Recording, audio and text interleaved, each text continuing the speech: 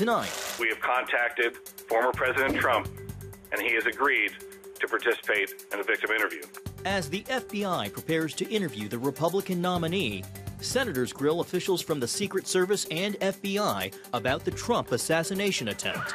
Plus, what to expect about an interest rate decision as the Federal Reserve meets this week. And Israel strikes back after deadly attacks in the north, the latest on the airstrikes in Beirut. All this and more tonight on Faith Nation.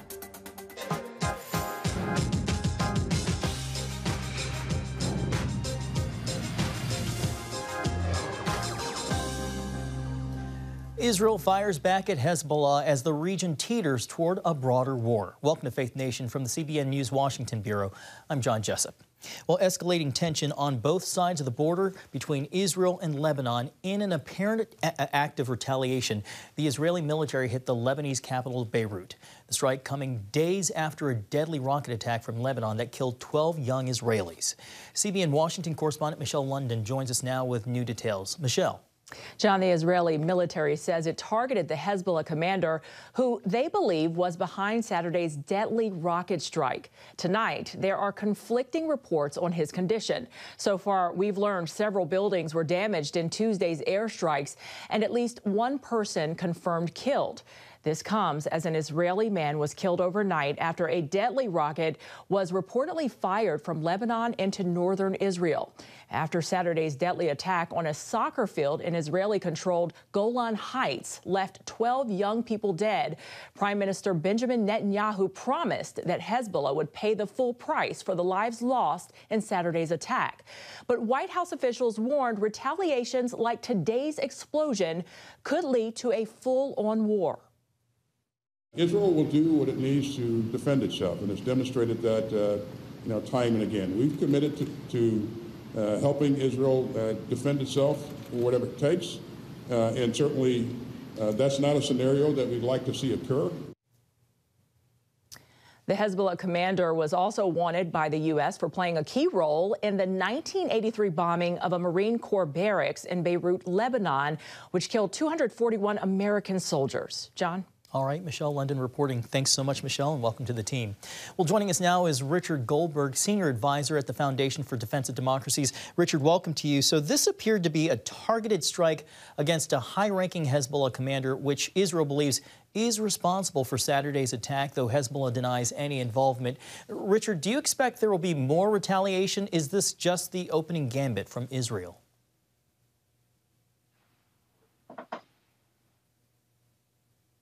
Hello, Richard. I think we will see Hezbollah retaliate to this. This was a pretty high-level strike against one of their top commanders, head of operations. You also see that this was in Beirut. Hezbollah has set a red line. If the Israelis attack in Beirut against one of their officials, they would respond forcefully. Now, they're going to have to take a measured assessment of this if they want to escalate further and incur what Israel has prepared in store for that escalation. We may see this continue to escalate up the ladder.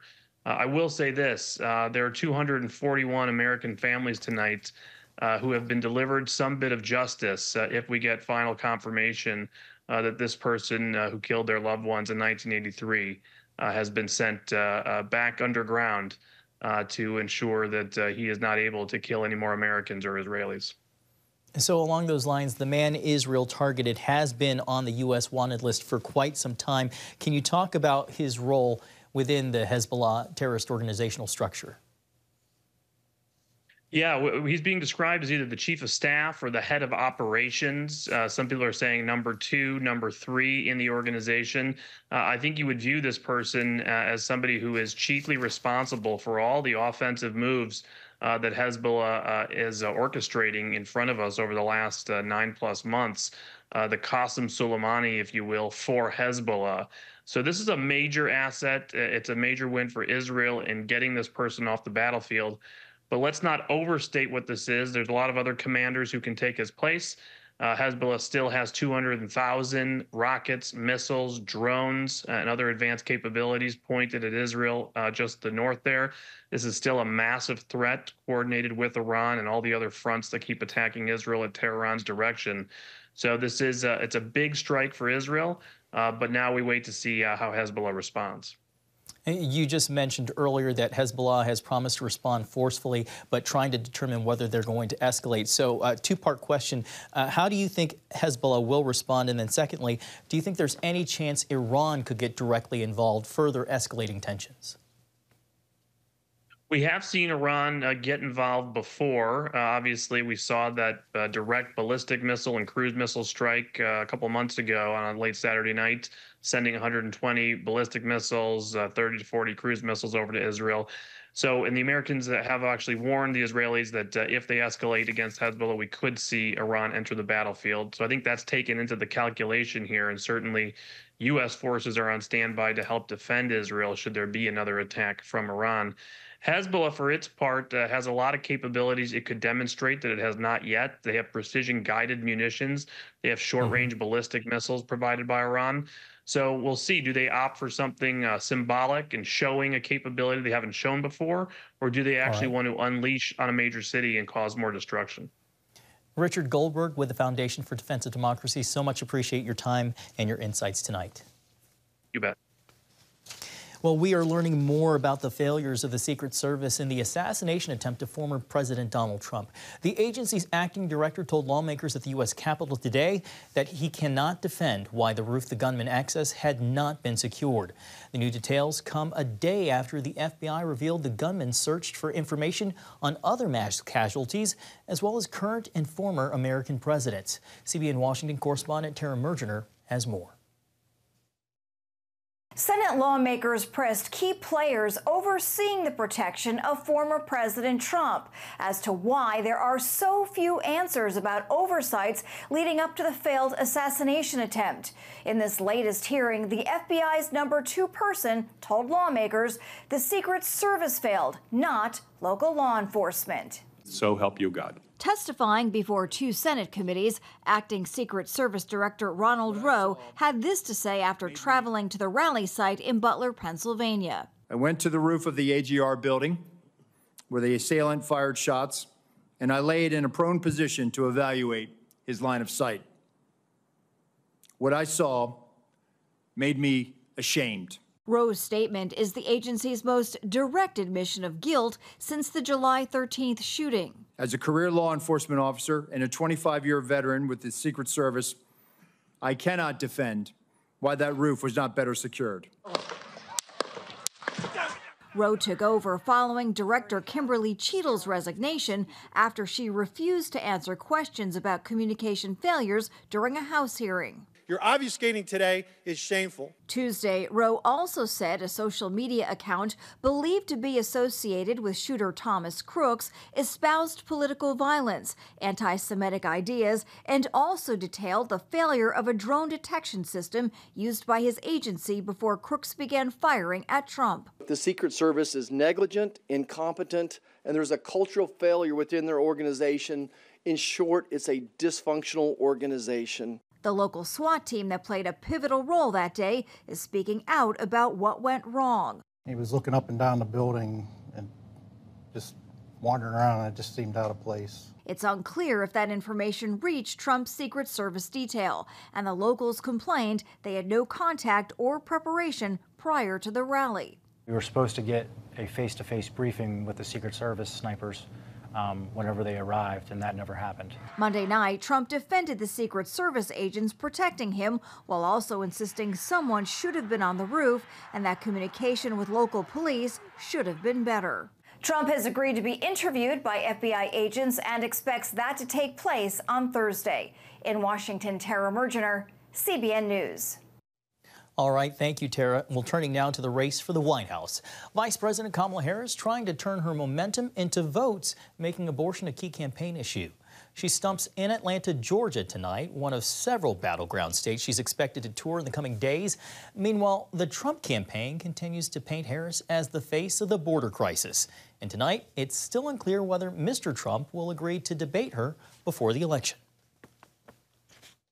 If you're going to have a debate, you got to do it, I think, before the votes are cast. I think it's very important that you do that. So the answer is yes, but I can also make a case for not doing it.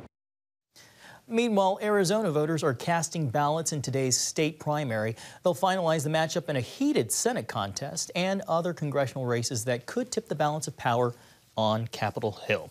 And with us now for more is David Brody, CBN chief political analyst. David, welcome to you. So Reuters and NBC News are reporting today that Harris plans to campaign in swing states next week with a yet-to-be-named running mate. But first, she's in Atlanta tonight to, quote, prosecute the case against Donald Trump.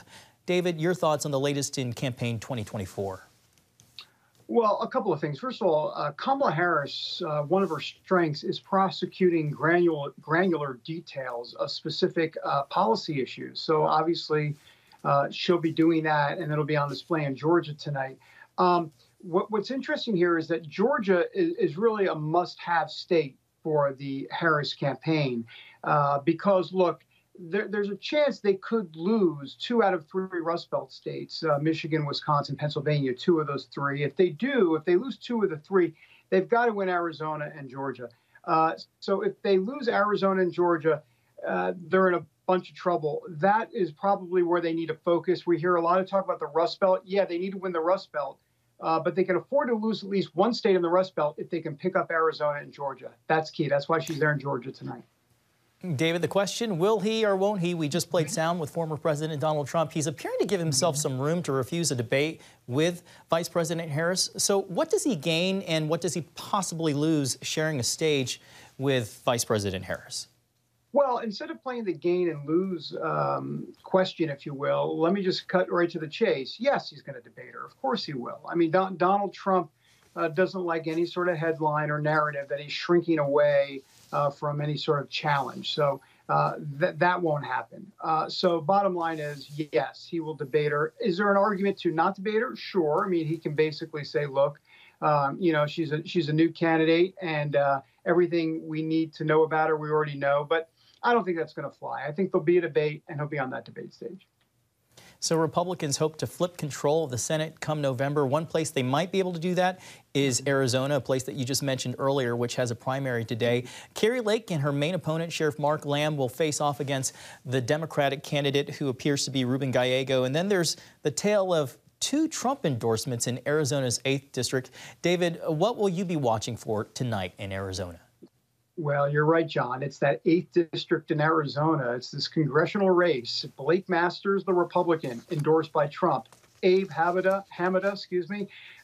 also a Republican in that primary, endorsed by Trump. That's right, a double Trump endorsement. He's endorsed both of them. So now we find out who wins. I just think it's going to be interesting to see who comes out of that. Abe Hamida, had the endorsement first. Blake Masters had it finally here at the end, but we'll see. As for Kari Lake, I mean, she should cruise over Sheriff Mark Lamb to victory in Arizona. We'll see. So there's not much drama there. All right.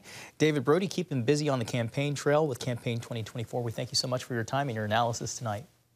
Thanks, John.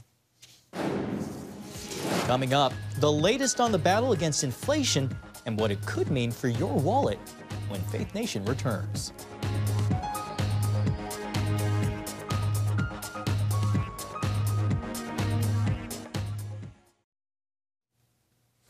Welcome back. The big question this week in terms of the economy is the Federal Reserve ready to cut interest rates?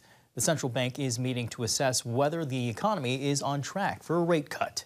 And with inflation cooling faster than expected, investors are hopeful. Economists say the Fed probably won't announce a rate cut this week, needing more time to feel confident inflation is trending in the right direction. But interest rates could come down in September, bringing much-needed relief for borrowers in the months ahead. Well, let's bring in Mark Hamrick. He is the Washington Bureau Chief and Senior Economic Analyst at Bankrate. Mark, welcome back to Faith Nation. So many investors are expecting the Fed to start cutting rates in September. Do you agree with that timeline? And if not September, then when might they start? It does appear, good to be with you, John, that September is when the Fed will begin to cut interest rates. And that likely will be the beginning of a long cycle of rate cuts that could occur over the next couple of years. Of course, how the economy holds up or performs is key to all of that.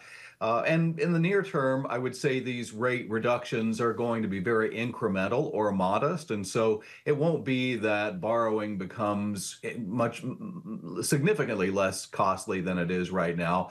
But with time and patience, I think we'll get there. But we will not necessarily see the rock bottom sorts of interest rates that were associated with the Great Recession and during the worst of the financial crisis associated with the pandemic. So you just mentioned incremental cuts. How many rate cuts do you think we'll see before the Fed is done, and what will they base that on?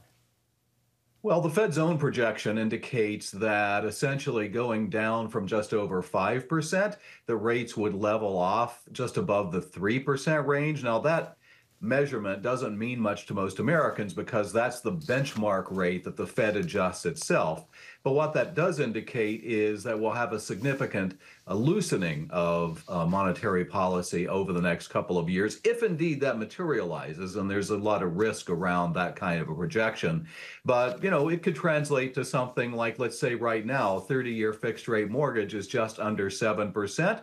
It wouldn't be a wild prognostication to say we could see that very important home loan metric go down into the 6% and below range over the next couple of years. And of course, the housing market is essentially flat on its back right now, so that would be a welcome change. I would look for very modest lower rates with respect to things like credit cards that now average on the order of nearly 21%. Some people have much higher rates than that, and some people have some that are right on the money there. And then elsewhere, of course, we'd see things like loans for new and used cars come down modestly. So if the Fed does all of that, that means the economy would be holding up, not going into recession. If we did have a recession, then you'd look for a sharper decline in interest rates. Just about a half a minute left. Inflation is lower, but the dollar still doesn't go nearly as far as it did just a few years ago. How long will it take before income catches up with higher prices in the few seconds we have left? It'll take some time, John. The good news is right now that the rate of inflation is below the average of wage increases that we're seeing. So Americans are making some progress, but no one's going to be jumping up and down about the current inflation situation because that borrowing power was essentially taken out of individuals' pockets and pocketbooks. So the pain will lessen, but there'll still be some pain that will persist. I guess we'll just have to take the easing of the pain. Mark Hamrick, thank you so much for your time and your insight tonight. Always a pleasure, John. Thanks for having me. Likewise. Well, when Faith Nation returns, shining a light on the fight to end human trafficking.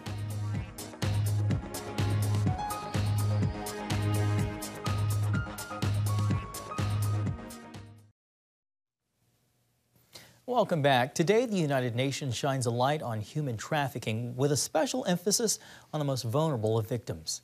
According to the UN statistics, 1/3 of all trafficking victims worldwide are children, and kids are twice as likely to experience violence than adult targets. Predators find their prey on both social media and the dark web. Sub-Saharan Africa, North Africa, Latin America, and the Caribbean are where child trafficking is the most prevalent. Experts say armed conflict, economic crisis, and other challenges make children particularly vulnerable to exploitation. Well, more than 27 million people worldwide are victims of human trafficking. Many of them are trafficked for sex. CBN's Charlene Aaron recently spoke with one survivor who's helping others break free.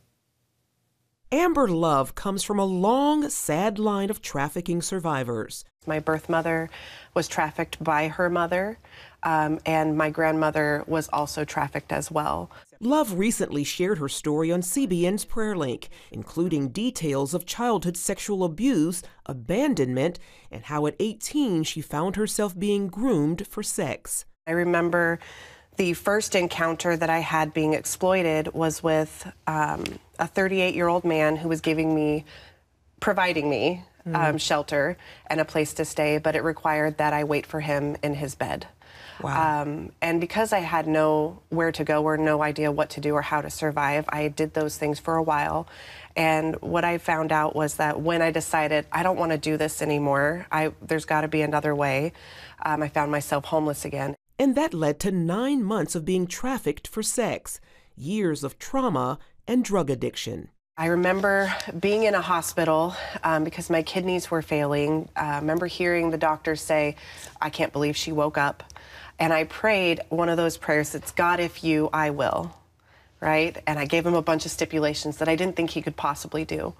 And a family member came into the hospital room and gave me this application to an addiction recovery program. And it met all of those God, if you requirements. Wow. So I was kind of like, well, it's kind of like jail and church camp. I guess I'm... I said it, I need out. That decision eventually led her to the Safe House Project, a nonprofit aiming to eradicate human trafficking while offering holistic support to those who want out. According to Brittany Dunn, a co-founder of the organization, they've helped more than 500 victims nationwide so far. Every day we're out there working to elevate people's understanding of the issue so that more people feel like they can identify and receive the support services. Our survivor support team is out there every single day fielding calls from across the country of survivors or advocates or law enforcement who have identified somebody saying, I'm ready to get out. A freedom Love has come to know and share as a member of the Safe House Project staff. Oftentimes, human trafficking becomes your identity, but that's not who we are. Yeah. We are children of God. We were bought with from a price. Our redemption has been paid for. And so we belong to the Lord. In spite of all of that pain and suffering, letting go of that, trusting, hoping that God would put a new identity in my hands. And that's what I hope for them. Charlene Aaron, CBN News. And coming up, marking the anniversary of our national motto. That's next on Faith Nation.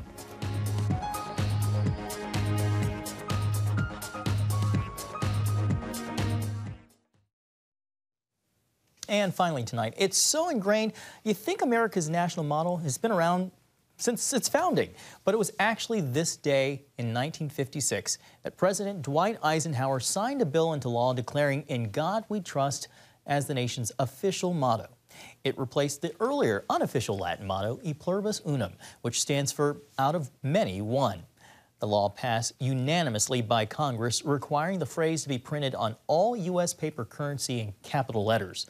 The $1 certificate was the first paper money with the motto to enter circulation 68 years ago on October 1st, 1956. And the motto made its original appearance on U.S. coins back in 1864, and that was during the Civil War. Well, happy anniversary to the motto. Thanks so much for joining us. Have a great night.